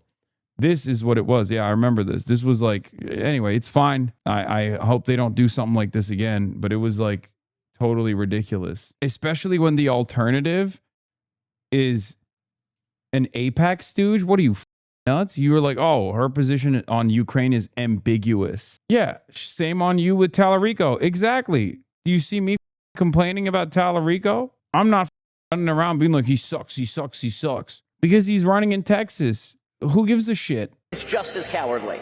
The speech that he posted to his own YouTube channel, mind you, got almost 10,000 dislikes, in a remarkable display of how far right the needle had moved by the time Ben had made these remarks. And sure, he may be morally in the right for calling out Candace Owens and Nick Fuentes and Tucker Carlson, but what good do morals do when you've spent your entire career pandering to an audience that ignores morality and spits in the face of sensibility? The very administration that Ben had been defending for so many years is the exact antithesis of morality and goodness, when he could no longer deliver the brand of craziness that the base craved, a base that he had spent his entire career. I don't understand why it's bad for PV to have a position on Ukraine. It's not bad for PV to have whatever position they have on Ukraine. It's horrible for a group that has already endorsed a candidate to turn around 1 week out from a major election to be like, we're rescinding our support, okay? If you can understand why that would be rat behavior for numerous other people and numerous other organizations, you can understand how that could be seen as rat for Daria Lisa and Claire Valdez's race, okay? And not only that, but also their perspective on it was that Claire and Daria's opinion on Ukraine was too vague for their liking. Like, it wasn't even, they didn't even land on anything. That was just because they had in the past tweeted about the need for diplomacy. Remember, wasn't it the Congressional Progressive Caucus that also wanted to force Biden to push for diplomacy at some point with Ukraine, and then they clamped that down? Or was it a ceasefire? Like, that's crazy. PV is also floating the idea of requiring a pro-Taiwan position. Oh my God, dude. Ugh, this is what I mean. It's like, it's unbelievable. Like, that's an unbelievable demand to make. What do you mean pro-Taiwan? You want nuclear first strike option on China? Like, who? Again, give it up. Up next, Taiwan tracker. Anyway, yeah. Feeding into, it was only natural for him to be overtaken and outshined by someone who was willing to say the outrageous thing. What's remarkable is that Ben had always been proud of the fact that he was never one to mince words. He had long portrayed himself as the no-nonsense guy who would never shy away from reality and always tell it like it is. If they do that, they will unironically kill their own org, by the way. Like, because no candidate is ever going to take them seriously if they're like, we are demanding a defend Taiwan position. You give up on Taiwan just like you give up on Ukraine. Sad. I haven't given up on Ukraine. What are you talking about? Also, guys, I need you to understand something, okay? The entire Western world, including the United States of America, is fully in support of Ukraine. Making that into a litmus test because you don't think that a candidate's position is not sufficiently pro-Ukraine is insane. Can you not comprehend why that would be different than Israel, considering that 90% of Congress is pro-Israel unconditionally, whereas 90% of Democratic voters are against Israel? Do you not understand that one is an adequate litmus test? The other one is just like, how pro-America can you get? Do you not get that? The Taiwan one is even more insane than that. The Taiwan one is even more insane than that because now you're like demanding a further right, more militant position than like what most American politicians are even comfortable with. That out now, or you'll go home in an ambulance. What about right now, when a significant chunk of the base is more interested in hearing unsubstantiated conspiracy theories? What do you expect to happen when you continue to defend Israel at a time when so many conservatives, especially younger conservatives, rightfully hate Netanyahu? Or what about when you defend an illegal and offensive war with Iran that Israel very much pushed us into? On top of everything else, Ben Shapiro has backed himself into a corner. He was continuing to stand by his support of Israel and Erica Kirk at this TPUSA event, no matter how unpopular it was to do so, at least among the MAGA right that exists primarily online, where the majority of Ben's audience lives. By this point, Ben had lost other allies too, not just Candace and Tucker, but Jeremy Boring's mysterious exit in March 2025 also added fuel to the fire that Ben was tasked with extinguishing. Ben's girl lookalike Brett Cooper had left to start her own channel just a few months before that in December 2024. They then proceeded to replace her with one of the bridesmaids from her own wedding, someone by the name of Reagan Rohrbach. If you haven't heard of her, that's because she really hasn't done that great of a job trying to fill Brett's shoes. Again, the way he had sort of built the company meant that any on-screen personality could use the Daily Wire's resources to accumulate a parasocial audience loyal to them, then walk out the door and make more money on their own without any oversight or guardrails. Candace has done it. Brett Cooper has done it. What's stopping? Taiwan isn't a country. Why are you ideologically invested in denying Taiwan statehood? Brother, look at the ROC Constitution. The Republic of China is one China, just like PRC is one China. Ironically enough, the Republic of China is actually far greater than what the PRC plus Taiwan looks like because it includes Mongolia. Okay. The Taiwanese situation and the way that people talk about it in the United States of America is very different than what it actually is. Okay. Oh, you're talking about CPC complicit in genocide of Rohingyas. Yes, they are. They've both defended the military junta and also simultaneously defended groups against it, depending on the timing or depending on what their interests are. I'm very critical of China's foreign policy. What the f- talking about? This is one of them. But if you're like advocacy revolves around like I don't know, militarily defending Taiwan when no such invasion has taken place, ridiculous. Especially when the American government's official position is that Taiwan is Taiwan is a part of China, is the official American government position. We just deploy what we call strategic ambiguity. Every single president since Richard Nixon has said that. Someone like Matt Walsh or Michael Knowles from forging their own path too. In the age of independent media, there's just no reason for someone, even up-and-coming names, to tie themselves to a bloated institution like the Daily Wire anymore. And the legacy media was picking up on that fact. The first half of 2026 has seen a number of articles written about the collapse of the Daily Wire, with coverage ranging from the Washington Post to New York Magazine to Puck, the latter reporting that Ben's hemorrhaging audience represented the steepest decline of any major political channel in 2026. Ben Shapiro's embarrassing fall from being the leading voice for Love you, don't really know your full opinion, but I'm in Taiwan. Very people here would see themselves as part of China and be an offensive thing to say. I know. The Taiwanese position on this overwhelmingly, as I'm sure you know if you're in Taiwan, is don't rock the boat. Status quo. What groups that would demand American military defense of Taiwan would actually be disrupting the status quo. It would be damaging to the status quo. I'm in favor of the status quo. Online conservatism has been heavily publicized. The bulk of these pieces cite much of what we've already touched on in this video. Mass layoffs, which have anyway, we don't even have to talk about it. It doesn't matter. The Iran war destroyed the whatever American ambition remained of utilizing Taiwan against China in any way, shape, or form. It's over. It's done. you might as well, grow comfortable with that reality and hope for peace above all else. Any kind of demand to the right of that is silly. No American politician will ever take you seriously. America already blew its load, destroyed its peer and near peer adversary standoff munitions that they literally designed so that they could go and quote unquote militarily defend Taiwan in a hypothetical scenario where China would militarily invade Taiwan, which there's no evidence that they would do that. We had to panic ship THAAD batteries out of South Korea.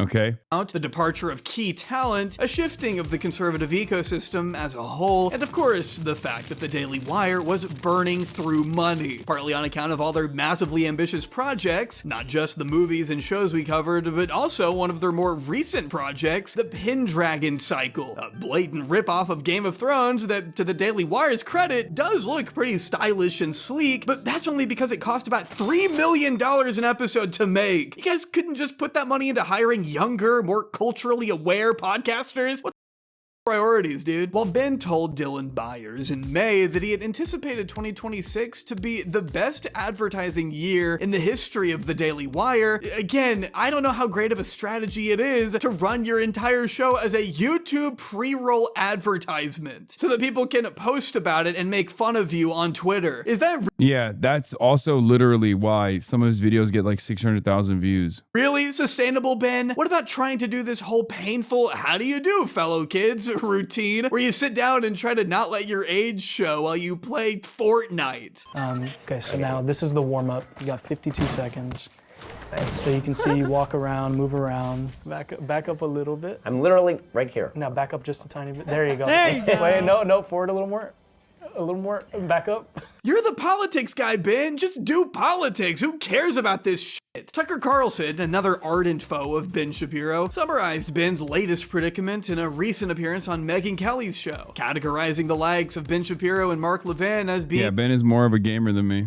on the outer fringe of the outer fringe. Nobody watches this stuff. There's no audience for this. There is no constituency for it. These are not major figures in American media. They're tiny. I mean, your average porn video has 1,000 more views than any of these people get, so they're a joke, which must be a difficult pill for Ben to swallow. Ben Shapiro has always wanted to be taken seriously as a media figure, ever since his days of working for Andrew Breitbart, who hammered into his proteges that politics was downstream of culture. If you could just influence the culture, you could have influence over politics. Though as of now, Ben Shapiro appears to be influencing neither. And while he may be getting lapped by his former employees, make no mistake, Ben is still very much a player, and he's not about to go quietly. And on May 15th, Ben took to Twitter to post his most viewed video in a long time, annoyingly captioned, "All the haters can kiss my ass." I'm betting there are a lot more rational people in this country than conspiracy-mongering nutjobs. And this, ladies and gentlemen, is where Ben Shapiro finds himself in mid-2026, completely alienated by a swath of his former allies, holding on to a decaying business that's leaking money by the day, an audience that constantly demands more blood than Ben can give them. He's tied himself to a sinking ship, and he appears to be willing to go down with it rather than break for a lifeboat. I will tell you exactly how it works. On the left, in independent media, the more resilient you are with your worldview, the more, people trust you.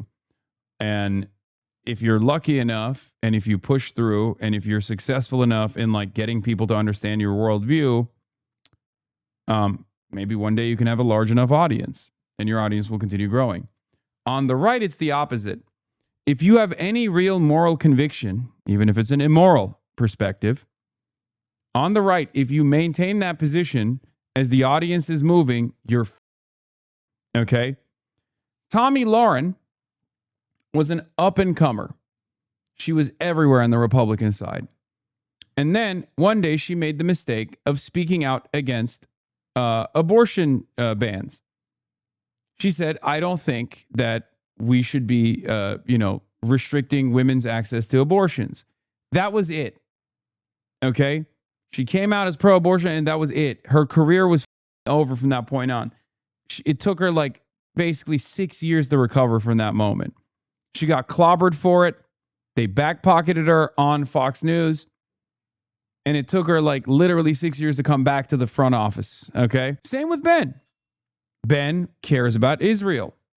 And for the longest time, it didn't matter. Because for the longest time, the Republican Party was openly pro-Israel. The independent side was pro-Israel. They didn't care about it too much. They didn't know about it too much. We now live in a very different media environment. So Ben can't stop being pro-Israel because he actually cares about it. Everything else he can, cast aside. But this is the one thing he cares about. He cares about anti-Semitism growing to a certain degree. Obviously, it's fine if they're pro-Israel, even if they're anti-Semitic. And he cares about defending Israel. So his audience was like, you. The world of online conservatism, or really the world at large, has mostly passed him by, as evident by the numerous replies that read, "If it wasn't for Candace Owens trending, I never would have seen this hilarious video of you. Israeli spies can kiss my ass. You're telling most of America to kiss your ass. A very Jewish message," says Dan Bilzerian, a name I haven't heard in a very long time. This reply alone got 29,000 likes, signaling clearly that perhaps Ben's entire mission was futile from the start. He spent his career attacking almost all minority groups, incorrectly assuming that his following of racists and bigots would simply overlook the one group Ben never criticized. I'm betting that there are way more people in America who believe in truth and virtue and freedom than people who revel in grievance and demoralization and stupidity. You're talking to racists and bigots, Ben. You think they aren't gonna come for you and your people too? By going hard in the direction of anti-Semitism and Hitler apologia, Candace Owens and Nick Fuentes are, in a weird, depraved way, actually presenting a more consistent worldview than Ben Shapiro is. Now, it's a worldview that sucks and is incredibly harmful, but it's one that doesn't exempt a whole group of people the way Ben's does. A classic example of, well, I didn't think the leopards would eat my face. They were always gonna eat your face, Ben. No matter how you feel about it, that is the fact of the matter, which I'm afraid leads us to an uncomfortable truth, one that can be summed up in a phrase coined at the height of our subject's influence and popularity that still rings true today more than it ever has. Facts don't care about your feelings.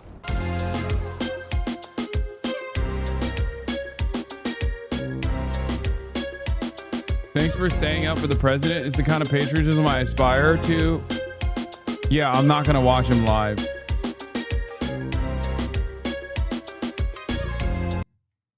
Ironically enough, because I'm going to go spend time with my family.